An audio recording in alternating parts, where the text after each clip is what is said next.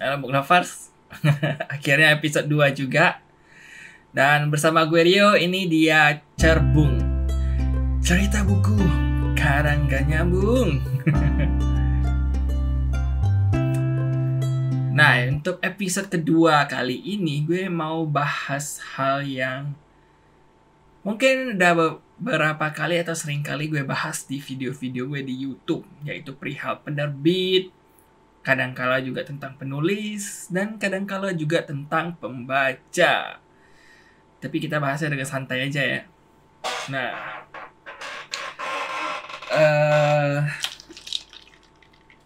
soal penerbit dulu dah. Beberapa kasus itu sempat viral di internet tentang anjing, dah kursi berisik banget.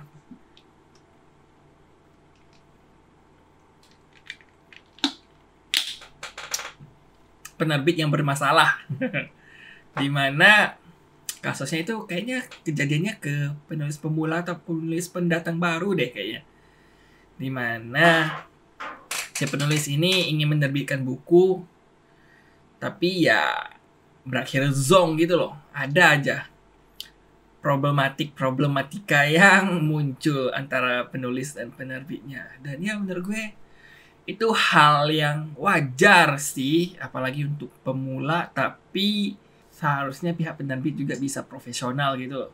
Jadi nggak mentang-mentang karena penulisnya pemula, masih awam, masih banyak nggak taunya, penerbit bisa berhak ngelakuin ini itu semena-mena dan sebagainya. Nggak juga gitu. Itu hal yang menjadi ganjalan gue beberapa waktu ini, karena ada beberapa kasus yang viral di internet, terutama Twitter. Kalau kalian follow beberapa fanbase literasi di Twitter, kalian pasti tahu kasusnya yang mana. Nah, untuk berikutnya itu adalah ngobrolin soal pembaca. Ada beberapa kasus di mana pembaca ngamuk-ngamuk karena salah satu penulis memutuskan untuk menghentikan sebuah series buku. Itu dari penulis Terelie, Bang Darwis.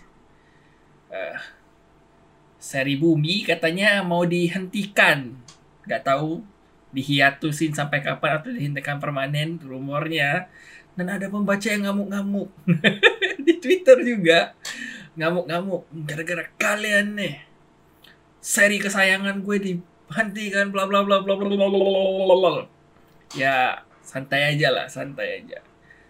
Seri Bumi nggak sebagus itu kok.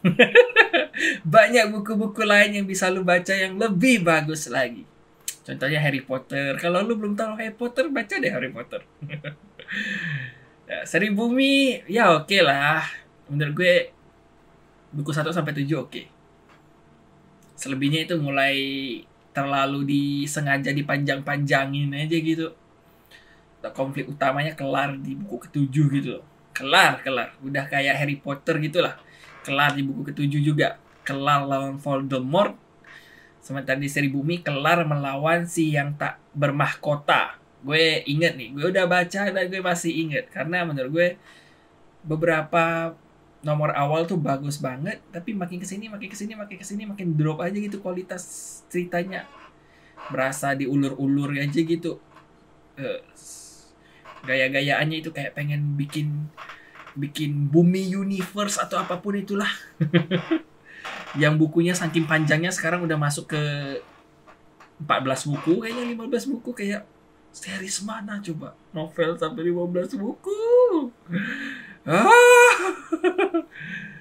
Santai. Masih banyak buku bagus yang bisa dibaca. Nggak perlu ngamuk-ngamuk juga. Nah, itu keputusan penulisnya. Dan itu akan sangkut pautnya ke hal lain, yaitu pembajakan. Jadi si Terelia ini akhirnya, nggak tahu dia ngumumin di Instagramnya kalau Seri Bumi bakal dihentikan, entah sementara hiatusnya atau hiatus permanen, nggak tahu. Atau itu hanya clickbait doang. Jadi orang yang ke-trigger karena clickbait judul doang, sebuah status gitu. Ya gitulah.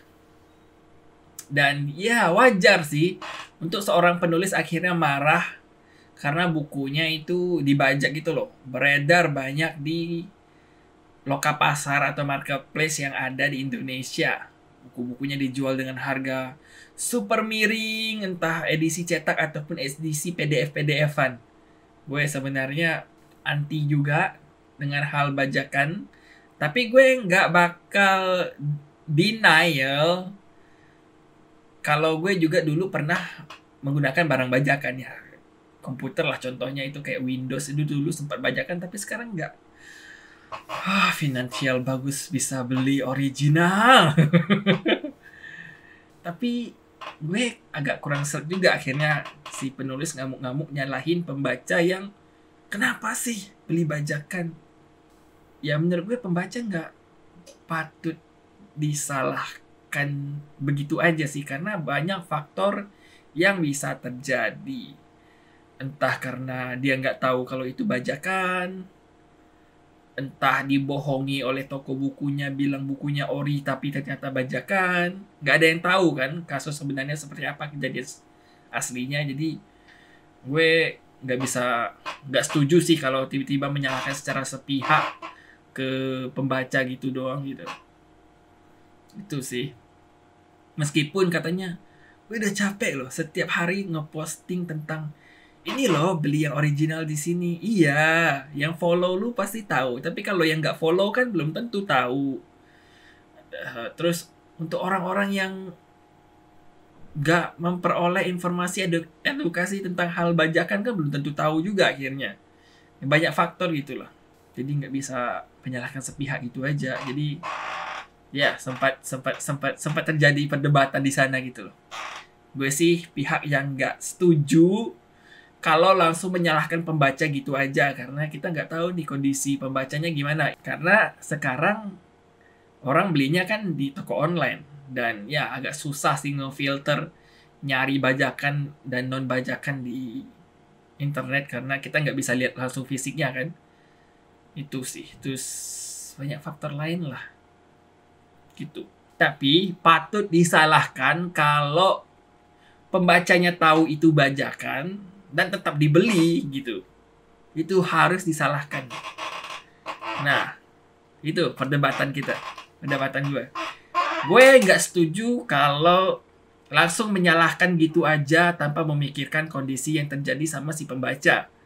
Tapi gue bakal menentang banget kalau si pembaca ini udah tahu bajakan yang dia beli, tapi tetap dibeli gitu loh. Nah, itu salah banget gitu.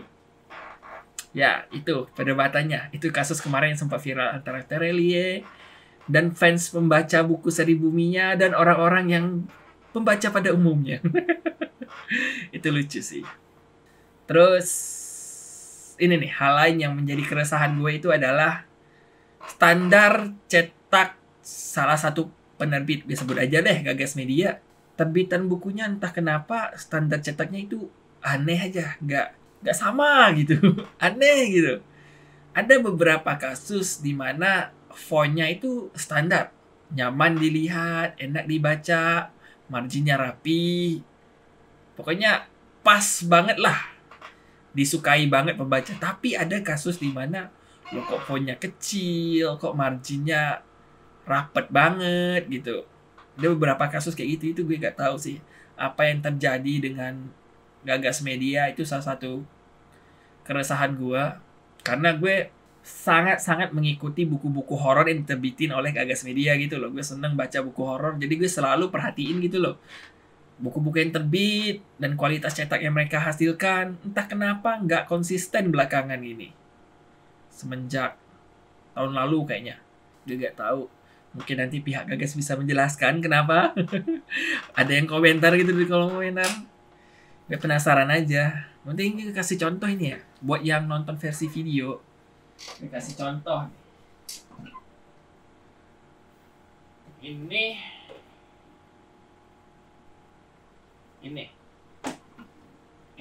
aja. Nah, ini ada 2 buku nih. Sama-sama terbit belum lama ini, tahun kemarin lebih tepatnya. Nah, dari penerbit yang sama, Gagas Media. Nah, untuk yang ini kalian bisa lihat nih. Standarnya bagus kan? Fontnya nggak sekecil itu, rapi, enak dibaca, nyaman lah gitu, bagus. Nah, tapi kasusnya beda di sini nih. Nah nih, fontnya lebih kecil, lebih padat, marginnya yang mungkin masih mirip-mirip, tapi ukuran teksnya jadi kecil gitu, nggak tahu kenapa. Entah kesalahan dari percetakannya, atau file editing yang diserahin ke percetakannya salah gitu. Ternyata belum file XXX final revisi X final fix. Nggak tahu, tapi pokoknya itu sih keluhan gue. Beberapa kasus itu fontnya kecil banget, tapi beberapa kasus itu fontnya nyaman banget. Dan gue sadar belakangan penerbit itu makin kesini standar cetak mereka berubah ya. Dulu kayaknya fontnya nggak seperti sekarang, lebih gede lagi malah. Itu menjadi keluhan gue.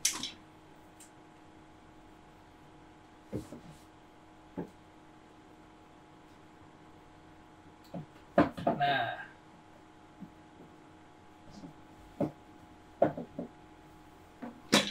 itu menjadi keluhan gue. Terus ya mungkin banyak faktor ya akhirnya memutuskan, penerbit maksudnya memutuskan merubah standar cetaknya. Karena gue paham harga kertas dari waktu ke waktu itu naik terus, inflasi.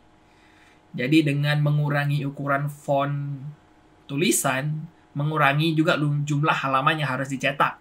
Jadi lebih hemat gitu produksinya. Cuman kurang nyaman aja. Makin kesini kok seakan-akan tulisannya kok makin kecil ya. Hampir rata-rata penerbit gitu deh kayaknya. Gramedia juga kayak gitu. Dulu itu kayaknya ukuran fontnya di 13 atau 14. Sekarang kayaknya di 11 itu atau 12. Nggak tahu. Pokoknya berubah gitu. Gue paham karena sengaja dikecilin biar jumlah halamannya berkurang, nggak makin tebal. Jadi mengurangi biaya produksi atau kertas yang harus digunakan. Halamannya lebih pendek. Tapi ya gitu. Mengurangi kenyamanan bagi pembaca untuk baca. Dan pengaruh ke harga juga sih, harga jual buku. Dan ini gue bahas deh. Seru nih kalau bahas soal percetakan nih. Sebentar gue cut dulu. Kita pindah ke rekaman berikutnya. Karena ini udah 16 menit. Harus cut dulu.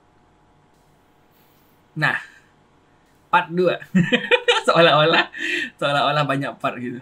Nah, ini nih hal yang gue suka untuk dibahas nih.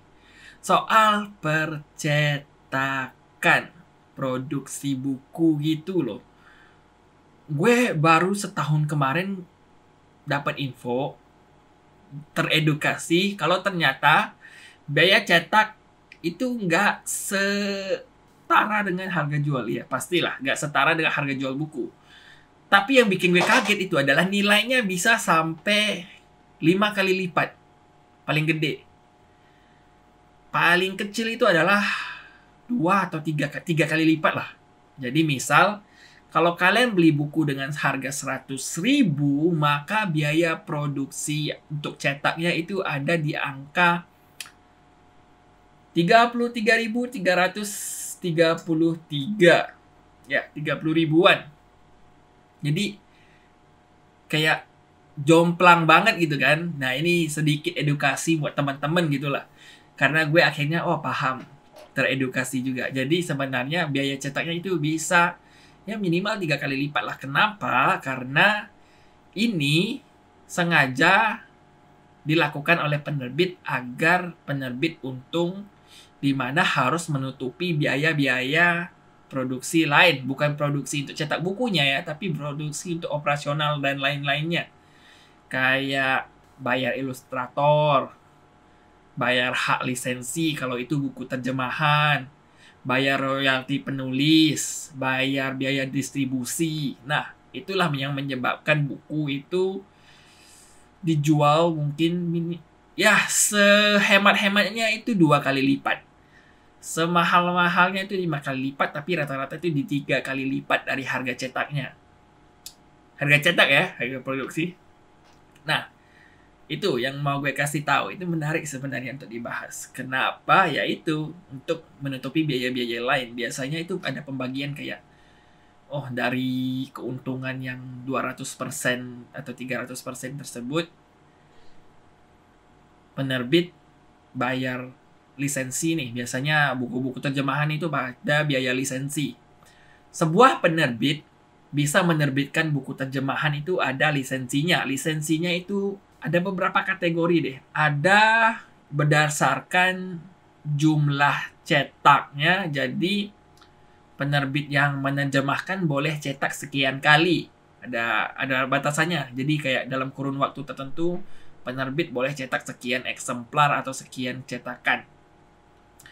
Ada lisensinya itu yang berdasarkan waktu. Jadi sekali beli itu kayak untuk 3 tahun, 5 tahun, tergantung perjanjian antara penerbit yang mau menerjemahkan dengan penerbit aslinya, si penulis yang di luar sana. Entah itu buku-buku dari Amerika, Eropa, Jepang, Korea. Jadi kayak gitu tuh, buat kalian tahu tuh kenapa akhirnya biaya buku dijualnya lebih mahal gitu. Jadi untuk bayar itu, dan satu lisensi itu wow. Lisensi doang ini untuk membeli hak cetak gitu loh. Kita membeli hak untuk menerbitkan. Kalau tanpa membeli lisensi, kita nggak berhak untuk menerbitkan atau mencetak buku tersebut di tempat kita gitu. Itu hanya untuk membeli hak cetak. Ya. Nah, beda lagi nanti harus bayar royalti penulis. Jadi biasanya royalti penulis itu 10%. Jadi kalau harganya 100.000, 10.000-nya itu untuk penulis. Nah, 10%-nya. Nah, nanti mungkin 25% untuk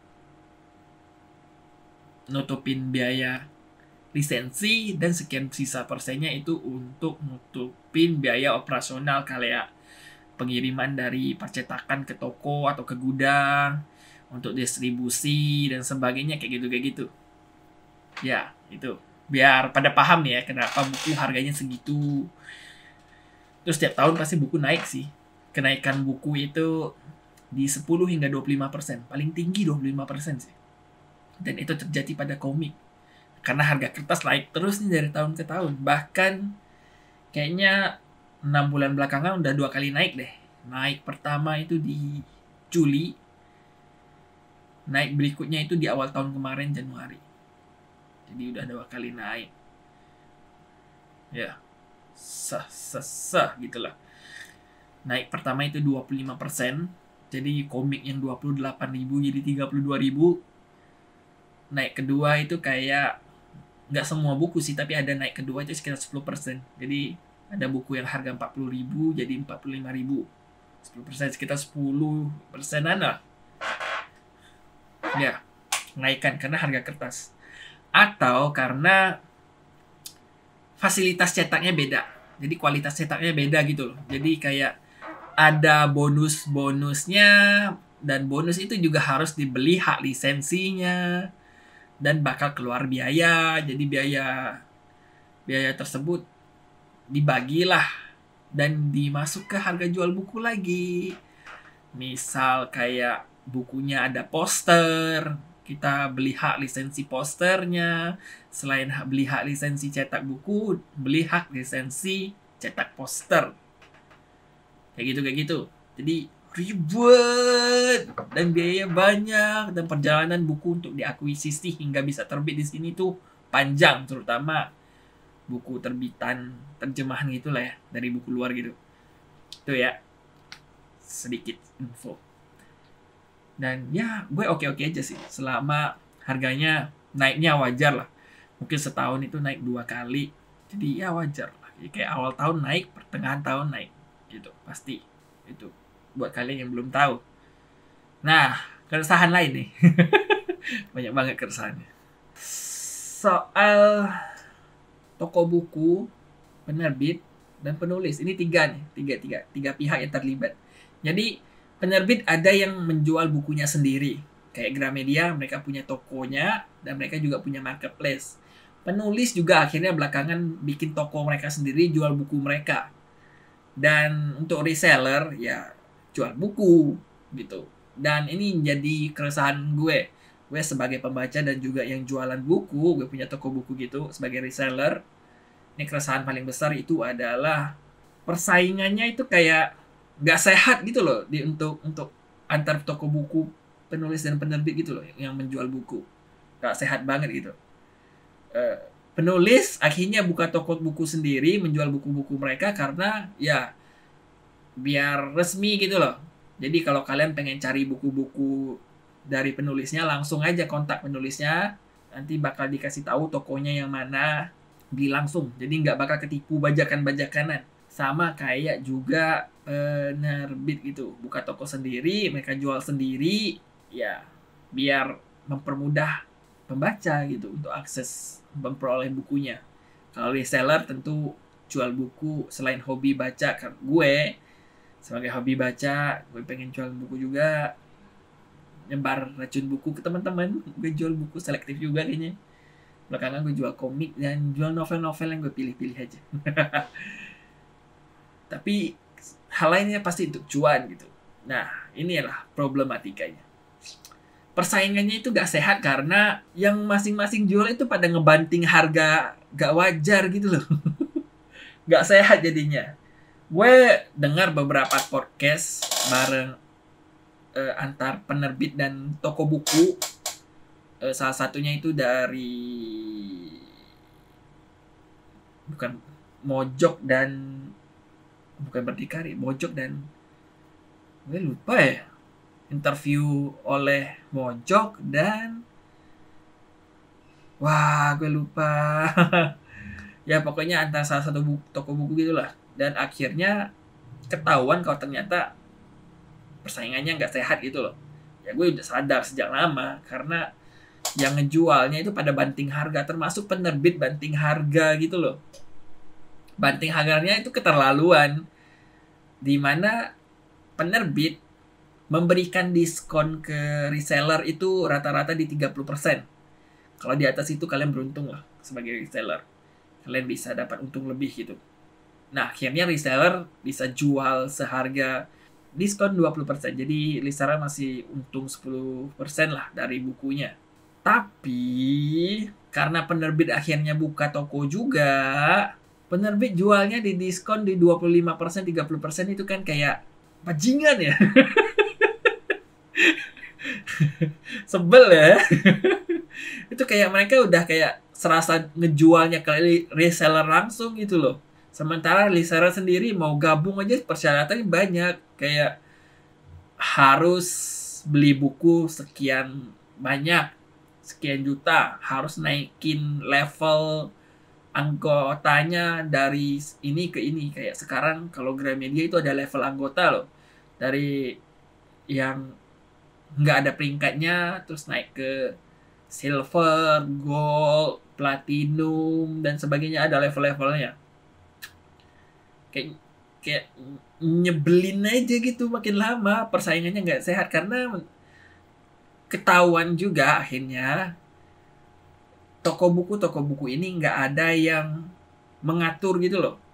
Nggak kayak barang-barang jualan kelontong lain. Kalau kayak barang-barang lain itu kayak ada Kementerian Perdagangan dan sebagainya kan biasanya ada harga eceran tertinggi gitu kan.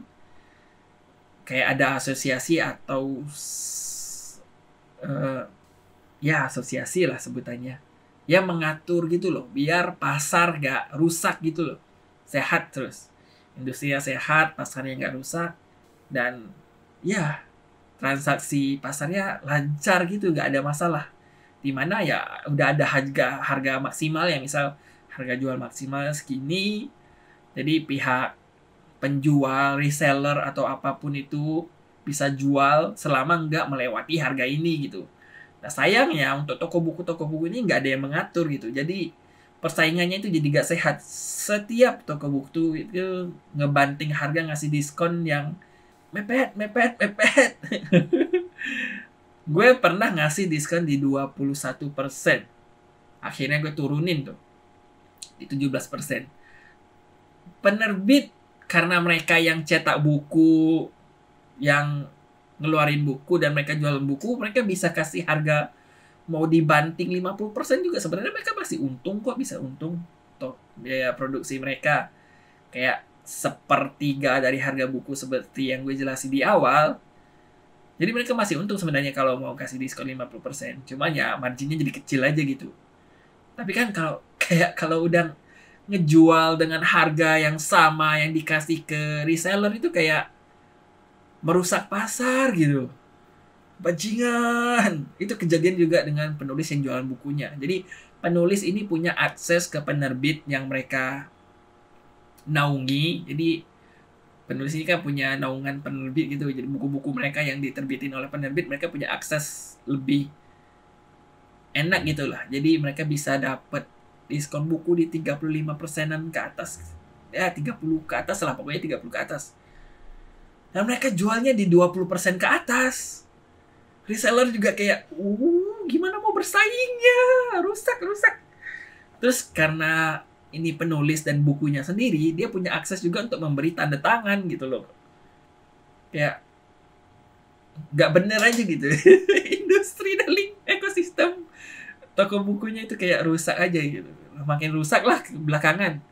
Terus belakangan juga platform marketplace-nya sendiri memberikan biaya admin yang gila-gilaan gitu loh terhadap produk buku. Gue bingung, ya mungkin karena buku ini termasuk, gak tahu, entah penilaian mereka, entah survei bagaimana, kayaknya buku ini masuk ke kebutuhan tersier, hobi, dimana ya orang-orang yang udah finansialnya matang bisa menikmati hobi gitu kan, bukan kebutuhan pokok utama gitu. Untuk produk-produk kebutuhan pokok kayaknya dikasih biaya adminnya kecil ya. Sementara untuk kebutuhan tersier gitu, bahkan lapisan keempat, biaya adminnya gila-gilaan gitu. Awal-awalnya ini untuk kasusnya Tokopedia ya, untuk produk buku, bahkan untuk semua produk dikasih biaya admin itu di 3%. 1,5% untuk biaya platform, 1,5% untuk biaya gratis ongkir. Jadi toko-toko yang ikut gratis ongkir ada biayanya gitu. Nah, terus gak lama setelah itu kayak sekitar setengah tahun kemudian naik tuh. Terjadi perubahan oleh Tokopedia di mana dia menaikkan biayanya, jadi biaya platformnya itu di 2% dan biaya gratis ongkirnya itu 2,5%, jadi di 4,5%. Nah, terus tahun ini naik lagi nih di awal Februari. Naik.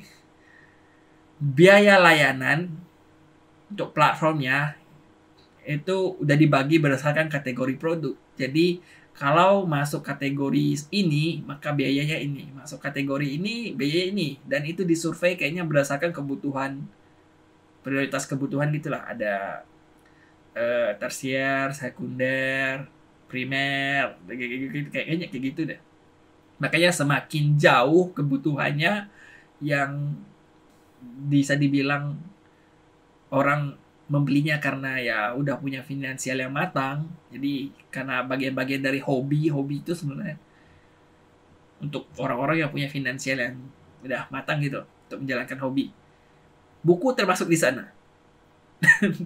Dan biaya adminnya 4%. Dan biaya gratis ongkirnya naik ke 4,5%. Sekarang totalnya ada 8,5%. Kalau toko buku kayak gue reseller udah ngejual di 20%, terus harus kena potong biaya layanan di platform 8,5%, masa ya kali gue cuma untung 1,5%. Sedih banget gitu, sad banget. Nah, sementara pihak penerbit dan penulis yang bisa memperoleh diskon di atas 30%, mereka meskipun margin mereka berkurang karena kasih diskonnya sama, tapi mereka tetap bisa ngasih diskon di 20%-an. Dan tetap untung karena mereka bisa peroleh buku lebih murah gitu loh. Apalagi penerbit mereka yang bikin gitu kan. Bajingan. Sebel gue. Itu keresahan gue. Sayangnya aja Gue berharap mungkin suatu hari, entah inisiasi oleh siapa, mungkin nanti dibentuk gitu loh, semacam asosiasi. Karena penerbit sendiri ada asosiasi kan, kayak Ikatan Penerbit Indonesia. Nah, mungkin harus kayaknya punya gitu kita untuk industri buku ini, kayak sebuah asosiasi yang mengatur atau sebuah komite yang mengatur gitu antar toko buku gitu loh. Kayak harga maksimum yang boleh dijual segini, atau diskon maksimum yang boleh diberikan oleh sebuah toko buku itu segini, diatur biar kayak persaingannya sehat. Sekarang nggak sehat, nggak wajar, parah. Sekarang makanya toko buku gue turun tuh diskon di 17%. Setidaknya gue bisa dapat keuntungan sekitar 5% lah. Gak zong-zong banget. Kalau mau turun lebih kecil dari itu, ntar pembeli kabur lagi. Belinya langsung ke penerbit. Yang nggak salah juga sih, cuman rusak kan jadi ekosistemnya. Itu keresahan gue. Lega. Itu curhatan gue. Gimana menurut kalian? Dukung dong UMKM. Reseller yang jual buku-buku gitu. Ya nggak salah juga sih beli ke penulis atau ke penerbit langsung, cuman ya dukunglah kami ini. Marginnya nggak gede kok kami ambil. Kayak 5% dari harga buku yang kayak komik di 30.000 itu kayak berapa? 1.000-an doang. Kecil banget. Jadi ya itulah. Nah, episode kali ini segitu aja deh. Sampai ketemu di episode berikutnya yang nggak tahu kapan gue bikin. Kalau ada keresahan lagi.